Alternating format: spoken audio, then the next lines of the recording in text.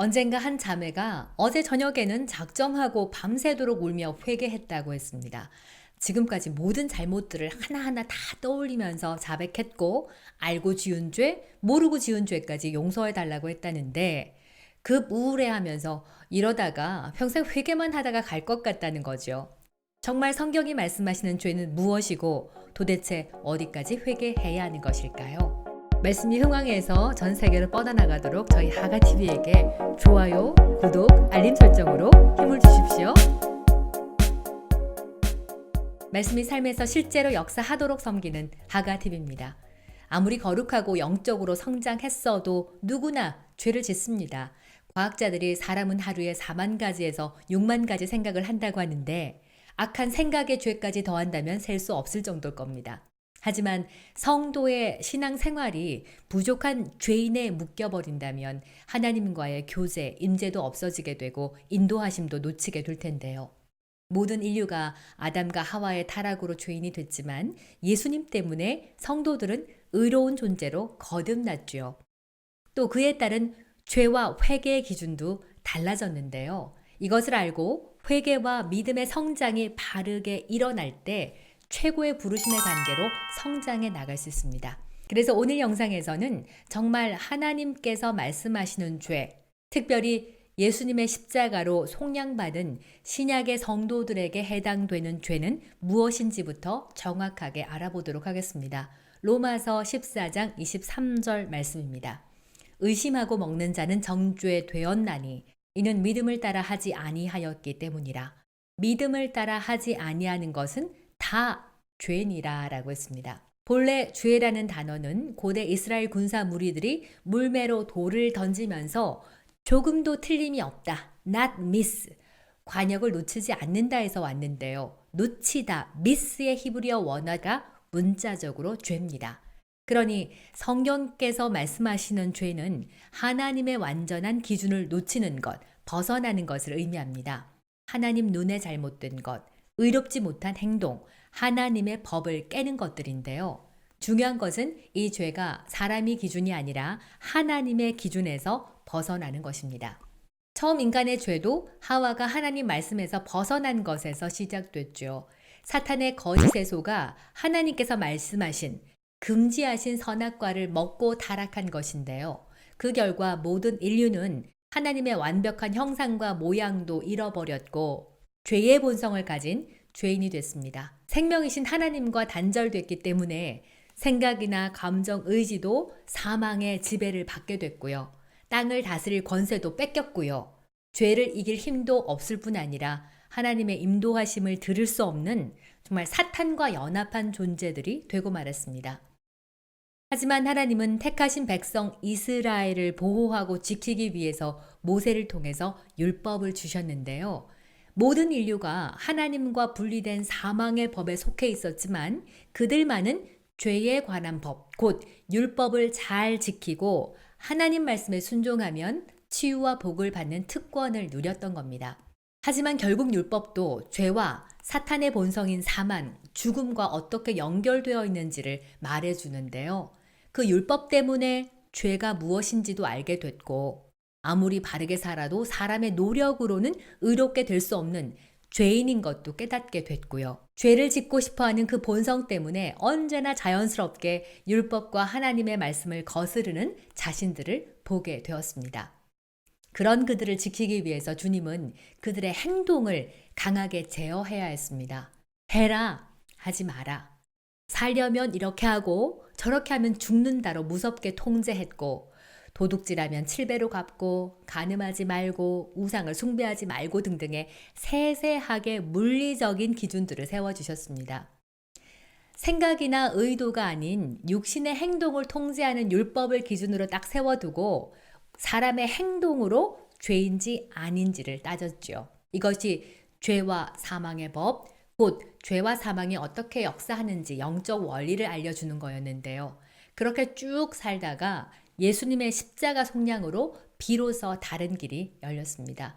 생명의 성령의 법이 죄와 사망의 법을 확 밀어냈습니다. 이제 모든 사람에게는 예수 그리스도의 십자가 속량으로 하나님의 생명의 성령의 법으로 들어가는 길이 열린 것입니다. 즉 예수님을 통해 거듭나는 순간 죄의 본성이 제거되고요. 의로운 영으로 다시 태어나는 새로운 피조물이 되죠. 신약의 성도들은 하나님의 의를 받은 의로운 본성을 받았고요. 이 땅에 사는 동안 성령과 말씀으로 영을 강화시키고 혼을 말씀으로 새롭게 해서 육신으로 하여금 믿음으로 살도록 늘 성장하는 과정에 있는데요. 그런데 아직 이 혼과 육신에는 옛날에 믿지 않았을 때에 사망의 지배를 받았던 죽은 옛자, 어둠의 습관이나 생각의 방식들, 생각의 프로그램들이 여전히 남아서 돌고 있거든요. 영적으로 성장하면서 늘 나아지긴 하지만 아직도 완전한 단계까지는 이만큼의 차이가 있고요. 혹은 말씀으로 양육받지 못함으로 믿음으로 사는 것을 몰라서 늘 반복적으로 실수하고 잘못을 저지르는 것이 지금 말하는 우리들의 죄이고 그 죄를 용서받기 위해 하는 것이 바로 회개이죠. 그런데 여기서 문제가 발생합니다. 거듭나지 못한 구약의 하나님의 백성들은 행동을 제어하는 율법을 어기면 처벌을 받았지만 하나님의 자녀인 신약의 성도들은 생각이나 의도, 의지 등의 심령의 잘못들도 죄로 포함됩니다. 신약의 죄는 믿음으로 달려나가는 것을 방해하는 모든 무거운 것, 얽매이게 하는 모든 것이 죄라고 했습니다.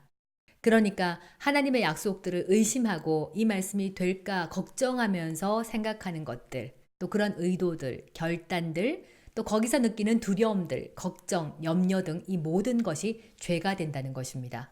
본문 말씀처럼 의심만 해도 벌써 정죄됐고요. 말씀이나 복음을 믿지 않는 모든 것이 죄라고 했습니다. 그런데 그보다 더 심각한 죄가 두려워하는 것입니다. 마지막 심판, 둘째 불못에 던질 때 우상 숭배나 간음하는 사람보다도 두려워하는 자를 제일 먼저 던진다고 했습니다. 두려움은 우리 주 예수 그리스도의 생명과 약속보다 사탄과 어둠을 더 신뢰할 때 생기는 반응이죠. 주님이 예수님의 십자가를 통해서 우리에게 회복시켜 주신 그 부요, 건강, 승리의 약속들보다 사탄이 주는 질병, 가난의 생각, 혹은 나의 무능력함을 선택함으로 얼마나 많이 두려워하고 염려하며 살았습니까? 이런 모든 것이 죄라는 겁니다. 이쯤 되면 정말 가만히 있어도 죄를 짓고 있는 것만 같습니다.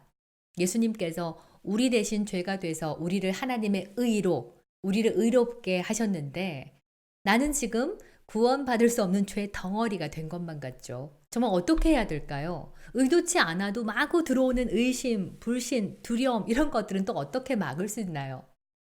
정말 신앙생활이 죽을 때까지 무릎을 꿇고 회개하는 눈물의 길인 걸까요?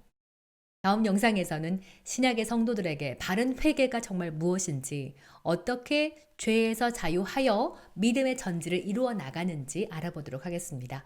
오늘 말씀의 요점은 죄는 하나님의 기준에서 벗어나는 것이며 사망과 죄의 법 아래 있었어도 예수 그리스도를 통해 거듭났다면 생명의 성령의 법에 적용받는다.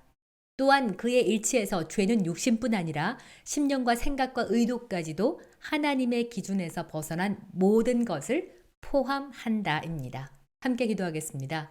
주님, 나는 예수 그리스도로 인해 거듭났고 생명의 성령의 법에 적용을 받는 하나님의 의의 자녀입니다. 그러므로 나는 생명을 주시는 성령님을 따라 거룩한 진리의 말씀으로 날마다 새 사람을 입어감으로 죄를 이겨갑니다. 예수님 이름으로 기도합니다. 아멘. 지금도 많은 교회들이 회개 예배, 죄인의 죄책감과 두려움에 사로잡혀서 믿음의 성장을 이루지 못하고 구원의 선물들을 누리지 못하는 것을 봅니다. 진리의 성령님께서 우리의 이해, understanding, 생각을 밝혀주셔서 진리가 전체로 잘 연결돼서 온전히 복음을 이해할 수 있도록 조명해 주시길 또한 기도합니다. 다음 영상에서 죄의 회개에 대한 온전한 답을 얻을 수 있도록 말씀 준비하겠습니다. 함께 해주셔서 감사드리고요. 좋아요, 구독, 알림 설정 부탁드립니다. 할렐루야!